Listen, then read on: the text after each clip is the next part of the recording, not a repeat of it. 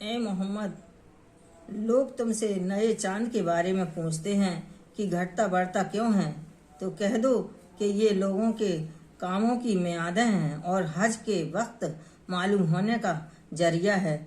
और नेकी इस बात में नहीं है कि एहराम की हालत में घरों में उनके पिछड़ावे की तरफ से जाओ, और बल्कि वहाँ जो परहेजगार हों और घरों में उनके दरवाज़ों के से आया करो और खुदा से डरते रहो ताकि निजात पाओ। और जो लोग तुमसे लड़ते हैं तुम भी खुदा की राह में उनसे लड़ो, मगर ज्यादती ना करना कि खुदा ज्यादती करने वालों को दोस्त नहीं रखता।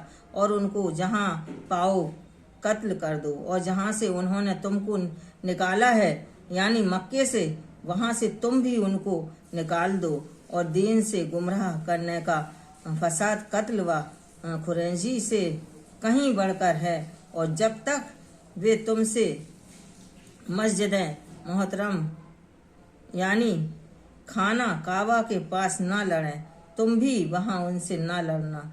हाँ, अगर वे तुमसे लड़ें तो तुम उनको कत्ल कर डालो। काफिरों की यही सजा है। और अगर वे रुक जाएं तो खुदा बख्शने वाला और रहम करने वाला है। और उनसे उस वक्त तक लड़ते रहना कि फसाद खत्म हो जाए और मुल्क में खुदा ही का दीन हो जाए। और अगर वे फसाद से बाज आ जाएं तो जालिमों के सिवा किसी पर ज्यादती नहीं करनी चाहिए। अदब का महीना अदब के महीने में मुकाबले का है, और अरब की चीज़ें एक दूसरे का बदला है।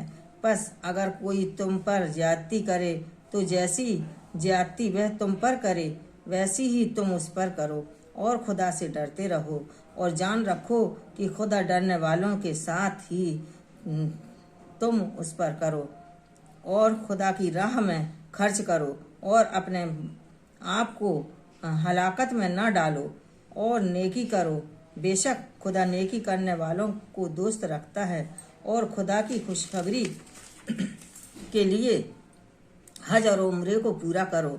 अगर रास्ते में रोक लिए जाओ तो जैसी कुर्बानी मुयस्सर हो कर लो, और जब तक कुर्बानी अपनी जगह पर ना पहुंच जाए और सर ना मुंडवाओ। और अगर कोई तुम में बीमार हो या उसके सर में किसी तरह की तकलीफ हो, तो अगर वह सर मुंडाने से ना पाए तो उसके बदले रोजे रखे या सदका दे या कुर्बानी करे।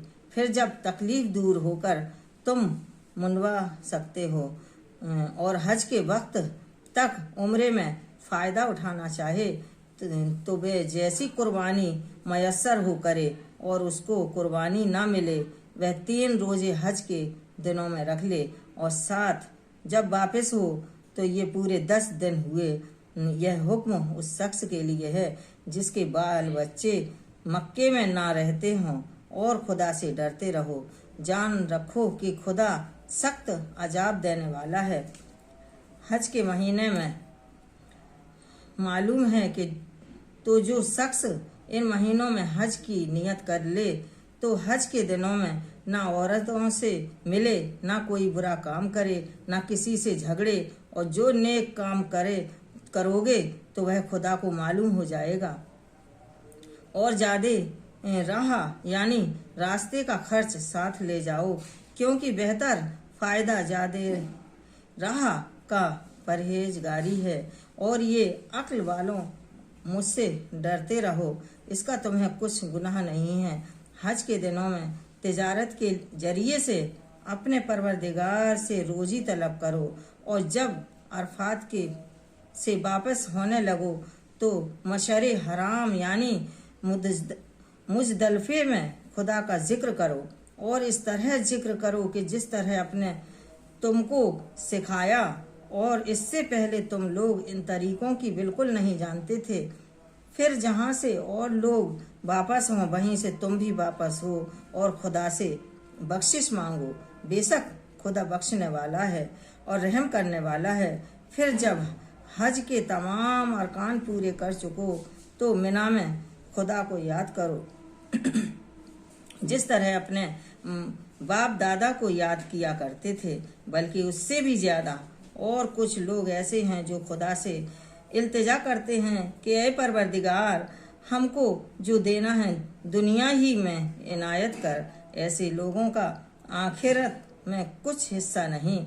और कुछ ऐसे हैं कि दुआ करते हैं कि परवरदिगार, हमको दुनिया में भी नेमत अता फरमा और आखिरत में भी नेमत बख्शना और दोजक के अजाब से बचाए रखना। यही लोग हैं जिनके लिए उनके कामों का हिस्सा यानी नेक बदला तैयार है। और ये खुदा जल्द हिसाब लेने वाला है और जल्द बदला देने वाला है।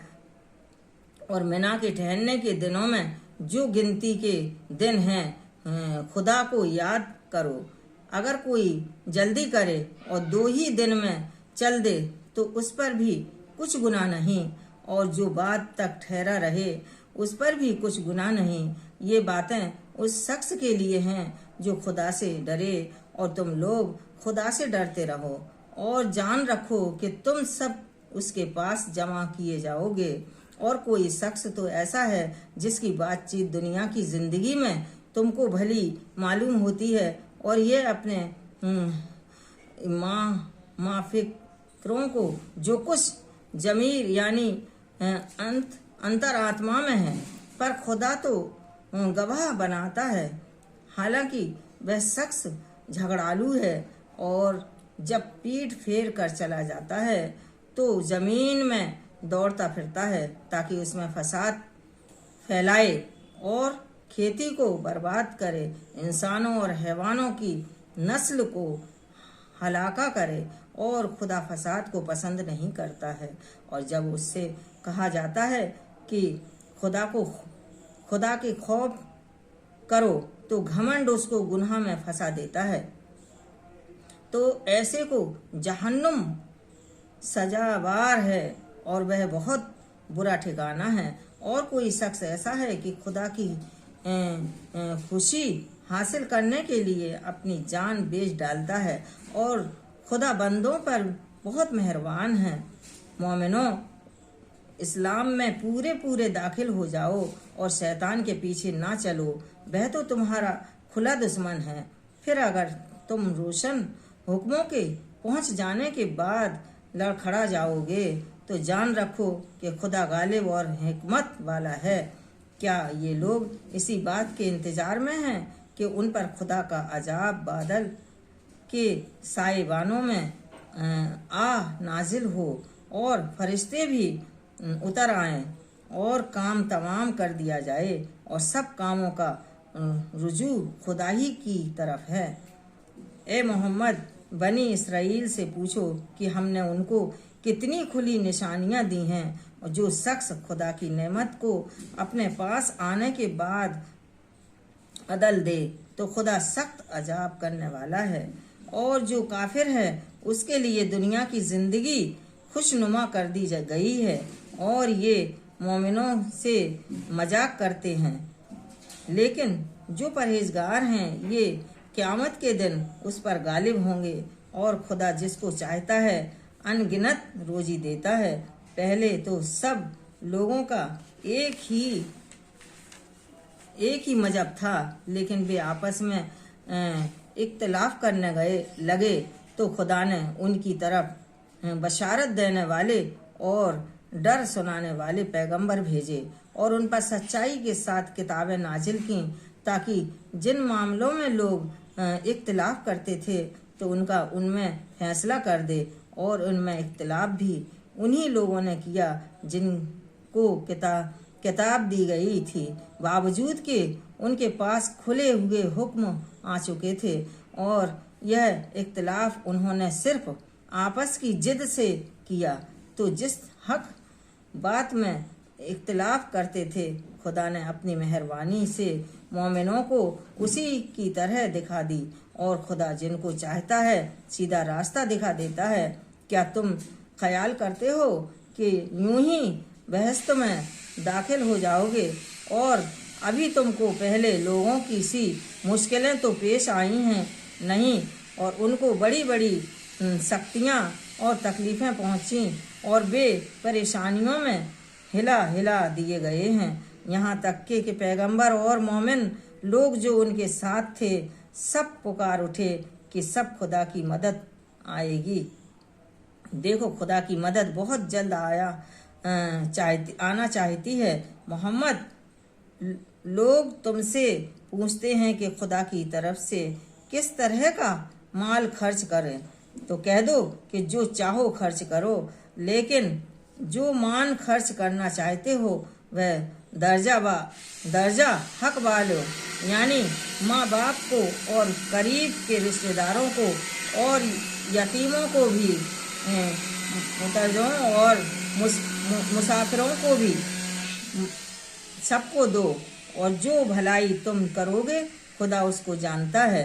मुसलमानों, तुम पर खुदा के रास्ते में लड़ना फर्ज कर दिया गया है और तुम्हें नागवारा हो तो होगा, मगर अजब नहीं है कि कुछ चीज़ तुमको बुरी लगे और तुम्हारे हक में भली हो, और अजब नहीं है कि एक चीज़ तुमको भली लगे और वह तुम्हारे लिए नुकसानदेह है, और इन बातों को खुदा ही बेहतर जानता है।